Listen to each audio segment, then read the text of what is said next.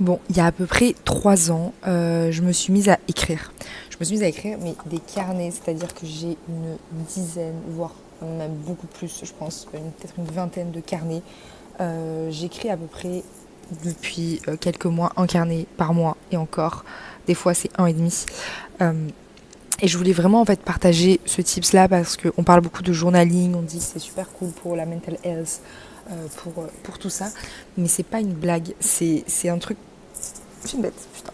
C'est un truc de ouf parce que écrire, déjà, je pense surtout, qu'on soit entrepreneur, qu'on soit, enfin peu importe ce qu'on fait dans la vie, on a 10 milliards de choses dans la tête et en fait notre cerveau ne peut pas tout, tout identifier, tout analyser. Il est en surcharge complète, d'autant plus qu'on est overstimulé avec tout ce qu'il y a sur les réseaux. Et écrire, en fait, ça permet vraiment de poser sa pensée. Quand je suis perdue, j'écris. Quand j'ai un problème, j'écris. C'est vraiment limite, c'est devenu une addiction. Je ne peux pas m'empêcher d'écrire le matin, le soir.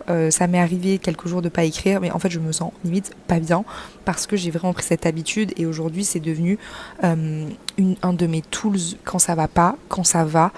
Euh, que ce soit pour écrire des moments de gratitude, que ce soit pour écrire des moments où je suis complètement paumée. Et il y a beaucoup de gens qui me demandent, Jade, est-ce que tu relis ce que tu as écrit tout simplement? De base, non, mais je le fais parfois et je peux vous promettre que vous vous rendez compte de l'évolution. Et en fait, c'est ça qui est fou, c'est que personnellement, je trouve que la vie, elle passe à une vitesse ahurissante, qu'on oublie énormément de choses. Et vous voyez, putain, bien, putain, mousse. Et là, ce carnet. Si je vous prends, quand je l'ai écrit, quand j'ai commencé, on était le 14 juin. Là, on est le 2 juillet, donc ça fait 15 jours. Voilà, j'ai écrit un carnet, je l'ai fini là, enfin je l'ai presque fini. Donc en 15 jours, j'ai écrit quasiment un carnet. Et je vais vous lire les premières pages que j'ai écrites donc le dimanche 14 juin. La vie ne se passe jamais réellement comme on le veut ou bien comme on l'a imaginé. Je me sens si bien en ce moment, j'apprends à avancer malgré la peur, le doute et tout le reste.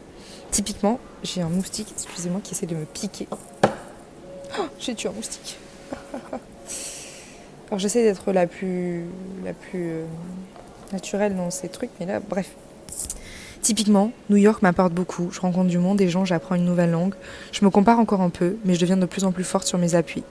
Je remarque que ce qui m'aide réellement, c'est de travailler sur ce qui me bloque. Qu'est-ce que j'ai besoin de savoir ou d'apprendre? Ne fais pas seulement confiance aux choses dans la vie, mais écoute plutôt tes intuitions et agis. Bon, je vais pas vous les lâcher parce que c'est quand même assez perso, mais j'ai des notes à moi-même. Donc ça, c'est ce que j'ai écrit il y a 15 jours.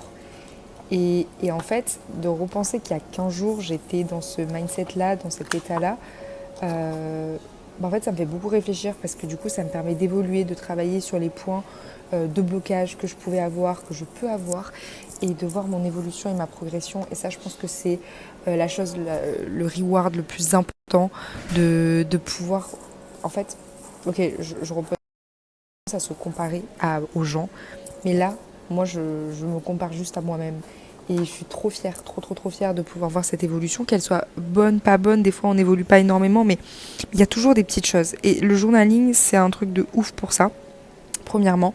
Deuxièmement, je trouve que écrire, ça permet aussi d'y voir plus clair dans des situations, quand on est perdu, comme je disais, quand on a un problème, surtout dans le business. Et la dernière fois, quand j'étais dans l'avion, donc il y a 5 jours, j'avais 14 heures d'avion pour venir à Séoul. C'était extrêmement long. Et en fait, j'ai fait la liste de toutes les choses que je devais faire et je me suis rendu compte d'une chose, c'est que il y avait des choses dans ma to-do list où j'avais extrêmement peur de les faire. Et du coup, j'ai pris chose par chose ce que j'avais peur, j'ai décortiqué l'action, pourquoi j'avais peur, je suis allée chercher de qu'est-ce qui me bloquait et comment je pouvais la modifier pour qu'elle ne me fasse plus peur. Et ça, c'est tout con, mais c'est grâce à l'écriture, mon cerveau en fait a processé. Vous savez, c'est comme si vous avez une pelote ou un fil qui est tout coincé, j'ai plus les mots, et que vous venez le décoincer, enfin vous venez défaire le nœud. Bah c'est justement ça. Et l'écriture permet de défaire le nœud. Donc je trouve que c'est un très bon moyen. Personnellement, de base, je n'achète que des carnets rouges. Là, je me suis mis acheté des carnets oranges. Et là, je vais aller m'acheter un petit carnet de Séoul. Enfin bref, tout ça pour dire que si vous écrivez, vous utilisez le journaling, l'écriture, je serais très curieuse de savoir comment. Est-ce que vous faites, vous racontez plutôt vos journées? Est-ce que vous écrivez, je sais pas, qu'est-ce que vous écrivez dedans? Et n'hésitez pas à partager cette vidéo.